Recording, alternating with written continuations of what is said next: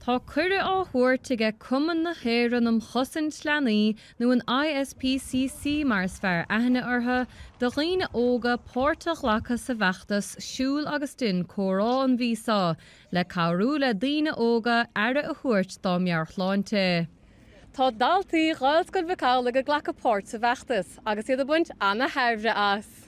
Siúl agus Jane Cora! Tá siúl agus Jane Cora siúlagin. Bíonn tú ag caint faoi rudaí simúla beidir nó le rudaí persintach le de cara tá tú an go le grúpa de burt nó treoir. Tá sé táhachtach le haid de meabharláinse.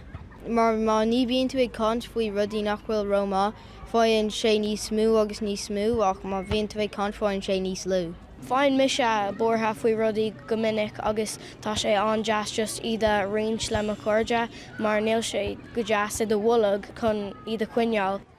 An spruach atá leis an tinscanmh ná chompord a bheith ag na páistí agus daoine óga córa a bheith acu faoi gachrod óil ag chorlú ina saoil. Tu go críoch leis a bheachtas aige deirimí mórta agus leabhartha machnamh á lena i gceist na scoláirí chomá le súla chaimh siar ar a gcuid ibre ar an mearchláinte.